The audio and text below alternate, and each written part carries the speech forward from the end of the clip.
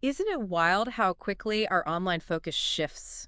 You think you've got a handle on what's trending, and then bam, everyone's talking about something totally new. Oh, absolutely. It moves so fast. So today, we're going to try and make sense of that constant flux. Exactly. We've got this really interesting report here. It's called What is in Mind March 2025 Traffic is People.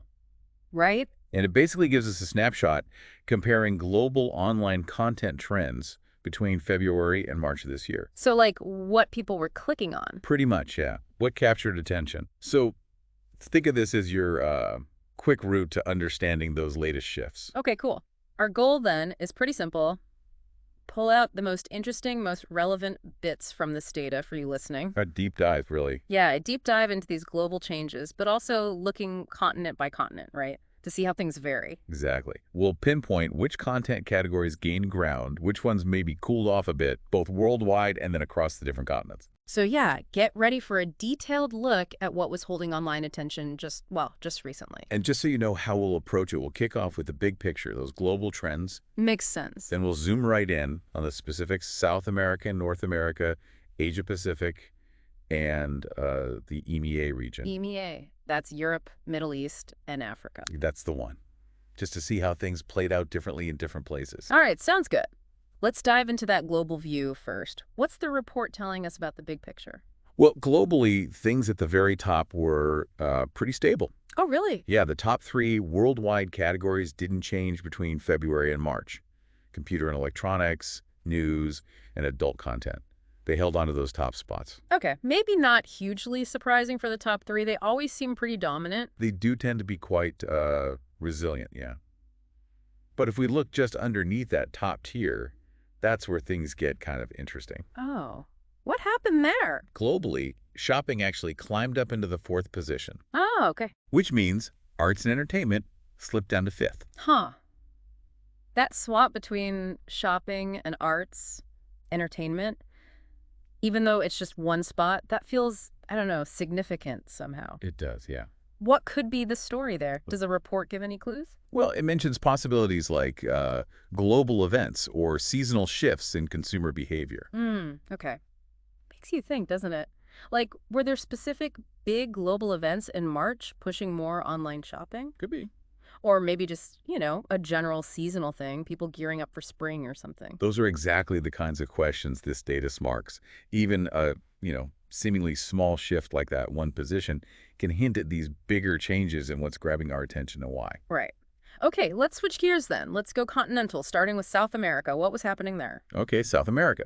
Well, similar to the global trend, computer and electronics and news, they stayed put in the top 2 spots. Okay, so some consistency there at the very top. Yes, but this is where we start seeing those regional flavors, those nuances. Right. In South America, finance actually saw a pretty notable rise. It jumped up to the 3rd position. Wow, finance. Okay, what did that displace? That pushed arts and entertainment down.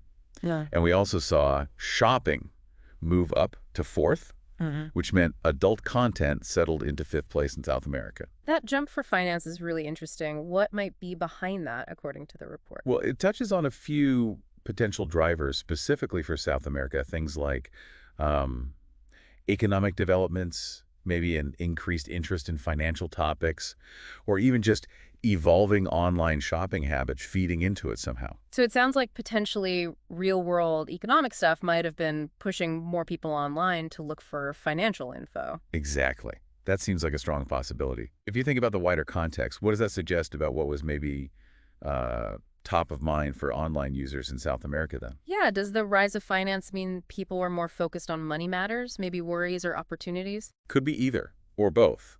And the bump in shopping, too, does that signal growing activity or comfort with online retail there? Interesting regional picture. Okay, let's head north now. North America. How did things look there? North America. Again, computer and electronics held that number 1 spot. Pretty standard. No surprise there. But the number 2 position, that saw a change. Oh, yeah. What happened? In North America, news actually moved ahead of health. So news took the 2nd spot. News over health. Okay, that's noteworthy. Yeah, and we also saw shopping, adult, and arts and entertainment. They each climbed up 1 rank as well. So a bit of upward movement across the board below the top spot, alongside that news taking number 2. Exactly. The report suggests this could mean what? More spending? and entertainment interest. Yeah, it flags that the upward trend for shopping, adult, and arts entertainment could indicate a potential increase in online spending and interest in entertainment content, Mm. specifically in North America. Huh. So maybe painting a picture of, I don't know, more disposable income floating around or just a shift towards leisure and buying stuff. It kind of prompts the question, doesn't it? Yeah. Why did news become more dominant than health online in North America between February and March? Yeah, were there specific big news stories driving that? Perhaps. And then this parallel rise in spending and entertainment, is that seasonal? People may be getting ready for spring break or summer or other factors. Lots to unpack there. Okay, let's journey across the globe now to the Asia Pacific region.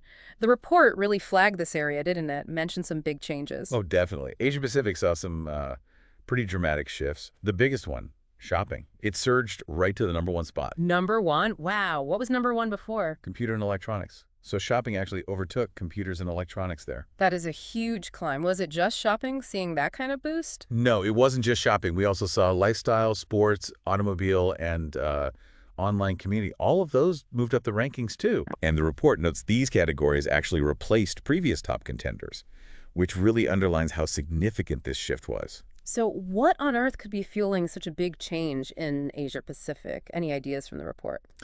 It suggests it could be driven by specific shopping events or maybe just a general increase in online retail activity across the region. Makes you wonder what those specific events might have been, right? Like, were there major online sales festivals or maybe cultural holidays that drive a lot of e-commerce there around that Feb-March timeframe? Exactly. What specific events or, cultural factors in Asia Pacific could have pushed that intense interest in shopping? Yeah. And then looking at those other rising categories, lifestyle, sports, auto, online community, what does that tell us about how online habits might be evolving there? Are people maybe spending more online time on leisure stuff, hobbies, connecting with others? Fascinating. Okay, last region, Europe, the Middle East, and Africa, EMEA. Did they see similar patterns to Asia Pacific? Interestingly, yes. Quite similar in the main trend. The EMEA region actually mirrored Asia Pacific, with shopping also taking the top spot away from computer and electronics. No kidding. So shopping topped the charts in both APAC and EMEA. Correct. It really points to a very strong lean towards online buying in both of those massive regions during that period. And was it just shopping again, or did those other categories rise in EMA too? Just like in Asia Pacific, yes. Lifestyle, sports, automobile, and online community also showed upward movement in the rankings in EMEA. Wow. That's quite striking, seeing that consistency across two really different parts of the world. It is, isn't it? It really makes you think. This alignment between Asia Pacific and EMEA with shopping and these other categories rising in parallel, does that suggest something bigger, like a broader global trend maybe, not just regional quirks? It certainly raises that question. It feels like there might be a more widespread underlying factor pushing things in that direction. Maybe we're just seeing a more, I don't know, generalized embrace of online shopping and maybe growing interest in these specific lifestyle areas across a huge chunk of the globe. That seems very plausible based on this data. Yeah. Okay, so let's pull this all together. Thinking about you, our listener, maybe you're in marketing, maybe you're just curious about where online attention is going. What are the key things to take away from all this? Well, I think first off, that global momentum behind e-commerce is hard to ignore. Right, the shopping surge. Yeah, seeing shopping rise like that across multiple big regions, it just reinforces how critical it is for businesses to have really solid online retail strategies. Yeah. That's a huge insight. But it's not one size fits all, is it? Definitely not. Because Okay. those distinct shifts we saw, especially in North and South America, finance climbing in SA, news overtaking health in NA, that really highlights that a generic global marketing approach probably isn't going to cut it. You need to tailor it. Exactly. Understanding the specific interests heating up on each continent seems vital if you want campaigns to be targeted and, actually resonate. And it's not just about those top categories either, right? You mentioned those emerging interests. Precisely. Lifestyle, sports, automobile, online community, showing up more prominently across different regions. That points to potential growth areas, maybe untapped opportunities for content creators or marketers looking to connect with what people are getting into. Good point. And what about health dipping slightly in North America? Yeah, that slight dip below news in North America. Hmm. While it wasn't like a massive crash, it's probably something folks in the health information or wellness sectors might want to keep an eye on, just monitor. Sure. Overall, really, these kinds of marketing insights are just reflections, aren't they? Hmm. Reflections of these broader shifts in what people are choosing to spend their time on, what they're prioritizing online. Okay, so just to quickly recap our deep dive then. Yeah. We saw this global surge in shopping interest, Yep. a notable focus, it seems, on finance in South America, Mhm. dot news creeping past health in North America. Right. And then that really significant shift towards shopping and lifestyle stuff in both Asia Pacific and EMEA. That sums it up well. It really Yep. just underscores how dynamic the online world is. Never stand still. Absolutely. And, understanding these trends, even just from a 2-month snapshot, gives us a pretty valuable window into what was collectively grabbing our online attention then. For sure. It's a fascinating slice of data. So here's a final thought then for you to mull over. Given all these shifts we've just talked about, what do you predict might be the dominant online interests next month or the month after? Good question. What underlying forces of global events, seasonal changes, tech developments, something else entirely might push these rankings around even further? Maybe just take a second to think about your own online habits. Do they kind of line up with these bigger movements we've seen? Yeah, it's a constantly unfolding story, isn't it? And it's pretty fascinating to watch.